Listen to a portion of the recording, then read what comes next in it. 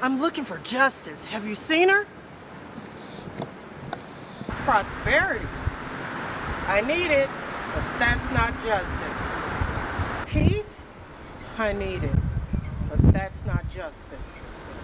Liberty. Yes, but it's not justice. Authority. We have it, but it's not justice. Hey, I'm at the church. Doesn't seem like anybody's home, but we're still looking for justice. Have you seen her? Okay, we'll keep looking. The word says, wisdom cries out in the street, right? Okay, I'm gonna ask wisdom, where is justice?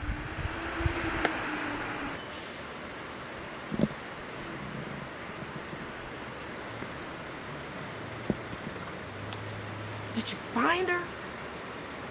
I am so tired of looking for justice. God. I've been every freaking where in Memphis, Tennessee. Can I find justice anywhere?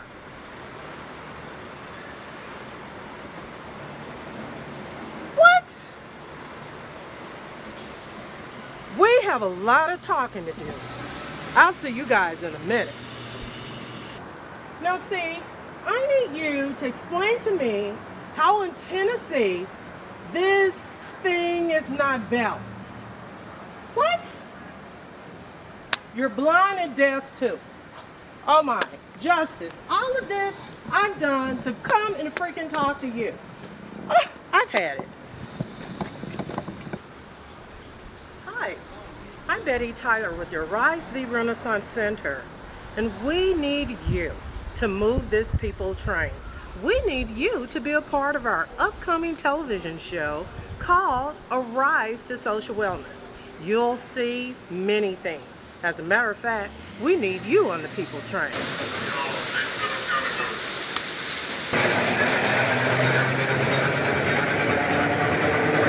Attorney Mayfield? Yes. Hi, I'm Betty Tyler. I'm with the Arize v. Renaissance Center, and I understand that you could possibly help me. I've been all over the city of Memphis looking for justice. Well, I can't promise you we can help you, but we'll certainly talk to you and do the best we can. Well, I understand you have some history. I do. So when you talk about justice, you're looking at the person who can talk to you about justice and injustice as well. Well, I tell you, I need to pull up a seat, and I tell you, I need you to really talk to me. I understand you wrote a book. Yeah, you came at a good time. As a matter of fact, I was just reviewing my book, To Be Born Black in Mississippi. And it talks about injustice. And as we talk about injustice, we can also talk about justice.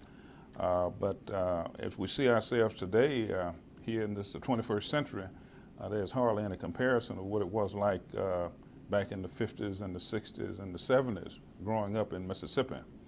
But then there's still similarities, and all discrimination and injustices are not over, even in this day. Wow. Well, I'm going to pull up this chair, and I need you to start talking to me.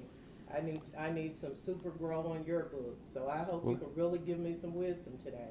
I can, and I love to talk about this. So if you have the time, I can kind of take you back a little bit in history. Please, I'm ready. Well, to give you a little bit about myself, my family, and my background, I was born in a country, out in the country, in a small town, North Mississippi.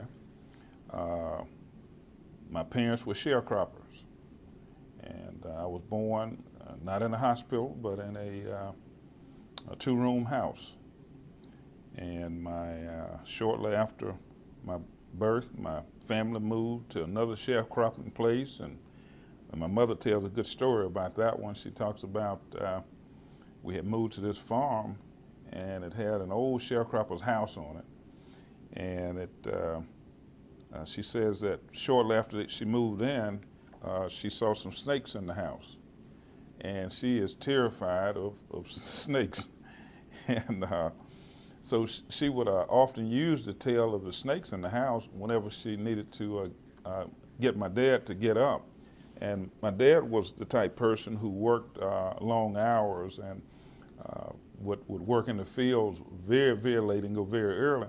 And so sometimes she said he had a habit of taking a nap midday. So in order for her to get him up off of her bed that she had made up, she would tell him that a snake was in the house. Oh my. Yeah. And so I remember her telling us one time that sure enough, she opened one of her chest drawers and it had a real snake inside the drawer. She was looking for some old clothes at that time. And there was a snake that was there. And so she goes into my father, hysterical, obviously, shouting, you know, snakes in the house, snakes in the house. And she said he kind of shoved her off, you know, hey, yeah, right. And this went on, she said, for several minutes. And finally, she convinced him to get up and go look, and said he got there just in time to see the snake as he was leaving out of the drawer, you know. Wow. Yeah, so, Wow. they moved away from that home, and later we moved in onto some property where my grandparents owned, and that's actually where I was reared, right in Chickasaw County.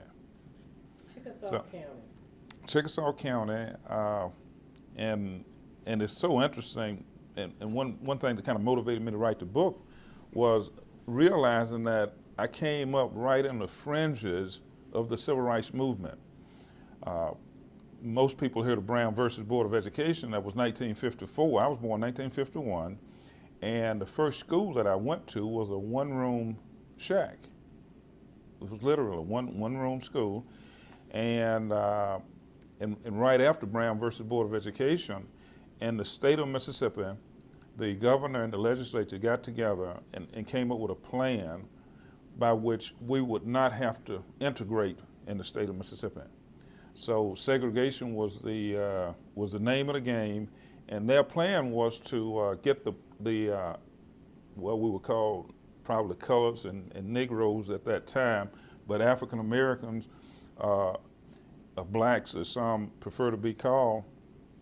The idea was to build us some schools.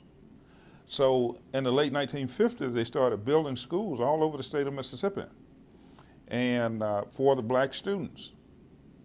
So when I was in the first grade, I was actually transferred from this one-room shack to a school that they had put in the city of Okolona. And I learned later that that was actually, the school was built for purposes of satisfying this equality, if you will.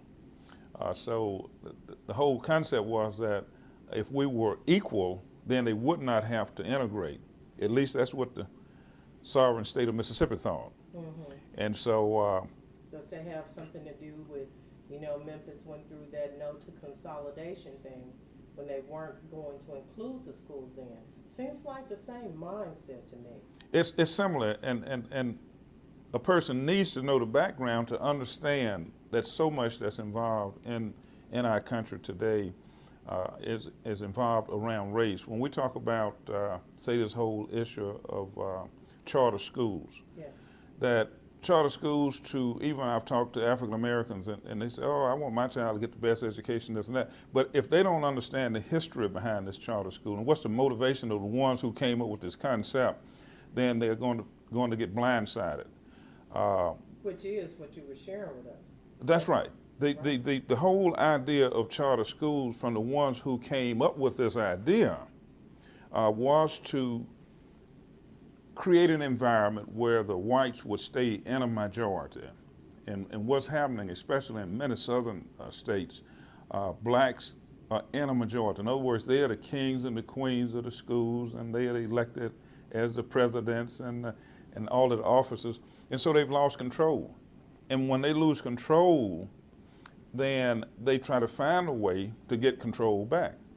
And we know today, even in this 21st century, and it's coming up next term in the Mississippi legislature, that they are going to push this thing of charter schools, and many of African Americans are falling for it because they are uneducated. I don't mean uneducated, uninformed. Yes.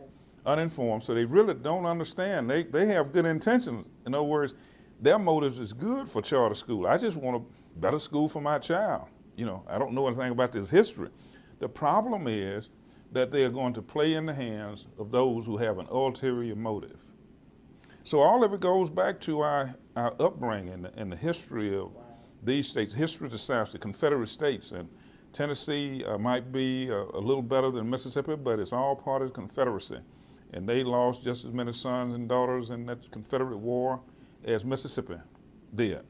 Yes. So we go through the book and we talk about this era, the 1950s and the 1960s and early 1970s, and give a perspective of an African American young person who grew up during that era and what we were faced with, what it meant to be a second-class citizen, what it meant to walk into a store and know that you cannot go to the counter, the side that was set aside for whites. You had a counter in a 5 and 10 cent store. Well, we had to go to the side that was set aside for blacks.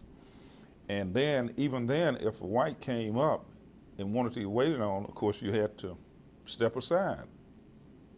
And see, that mentality right there is so important, because when we talk about the younger generation understanding this gap between your generation and the younger generation, and we talk about respect, we talk about what it feels like to be a black boy, a black teenager, male, and then a black man.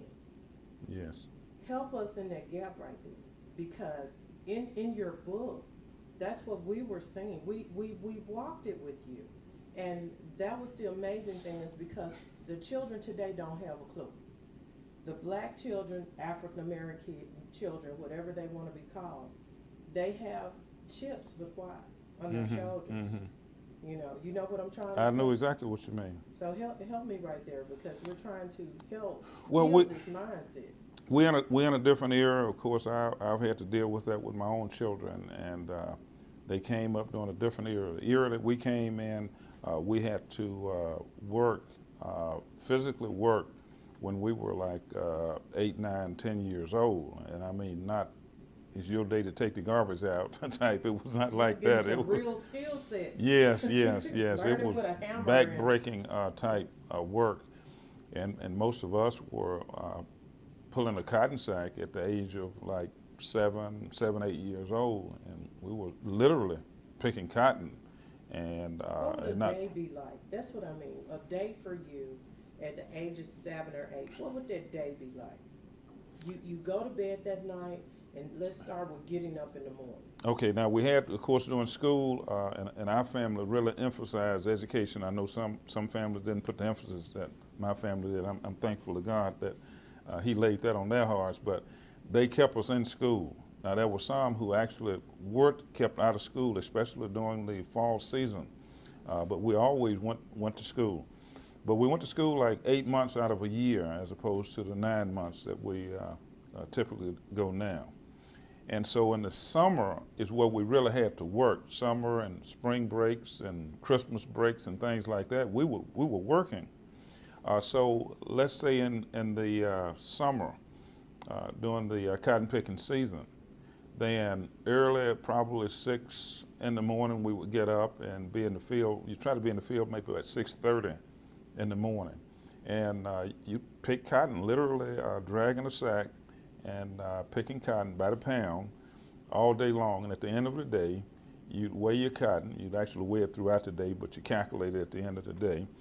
And if you were a good cotton picker, you would earn maybe $3.50 to $4 a day for picking cotton, which was considered as a decent wage for a second-class citizen at that particular time.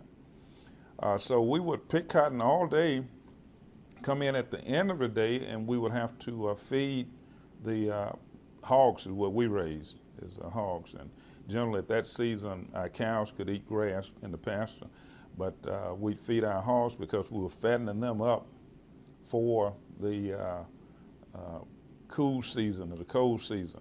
And so we would raise hogs and fatten them up, and then sounds so cruel nowadays, but it was actually a slaughter is what we would do, and that would be the meat that would carry us through the winter months. So that was a typical day. As the season changed over and it got to be cold, of course, we would be the ones who had to cut the wood, get the wood in. Then we had our cows that we had to feed the hay to, and literally, I would get up early in the morning before sunrise and feed our hogs.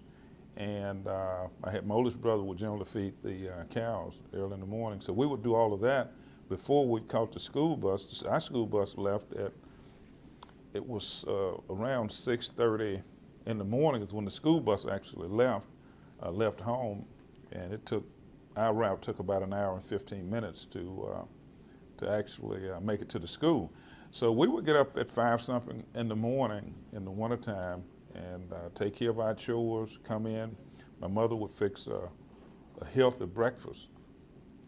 And that was her routine. Every morning, my mother fixed a full breakfast, not a microwave. What was on that full breakfast? Full breakfast was a pot of rice,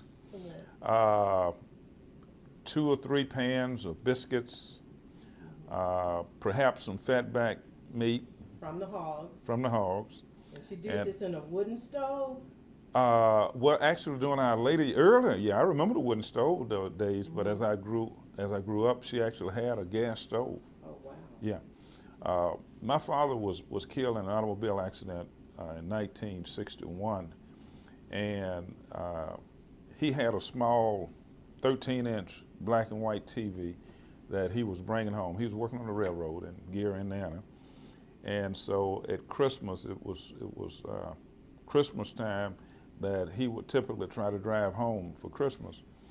In this particular year, my mother recalls that he had written home and explained why he did not make it. We had no telephones at that time. So he had written home to explain why he had not made it home for Christmas, but he had all of our Christmas gifts, and he would be home as soon as the weather cleared. And so it was 2 weeks after Christmas that he headed back home, and he got killed on his way home on Highway Interstate 57, about 100 miles or so south of Chicago. And he had this little 13-inch TV, and so the car was so mangled that, one wondered how anything survived that trunk. But he had this TV inside the trunk, and I can so well remember that it had one little crack on the corner on the back of the TV. Some of the plastic was broke off, but we watched that TV. What's your name? My name is Brian. Brian? Brian. Are you from Memphis, Brian? I'm from Atlanta. You're from Atlanta? Yes, ma'am. What do you think of Memphis? I think Memphis is a great place. Really city. Awesome, awesome. And so you're here and you're carrying this sign. That is an example of social Can welfare. y'all see this sign? What does your sign say? This sign says, "Thank you, Jesus, for your love." And what does that mean to you? That Jesus. moved you out here to do it? Well, I've been attacked so much. I've been doing drugs for a long time. And, I had so many demons in my life, and I still battle demons every day. But I thank Jesus for his saving power and his saving love. That he came down the cross for our sins. That's really the only thing that my sign means, because I can thank him so much, because I can never thank him enough. What you have said. That's awesome. I love him. Oh, that's awesome. Awesome. That's social welfare. That's what it is. Because his love is everything. If people don't have the mindset of Christ, I don't see how they can be well. I'll see how I can. And that's why we're trying to reach out just like you are today. So hopefully after today, we'll still know you. I think so. Thank you. Thanks for today. See you guys.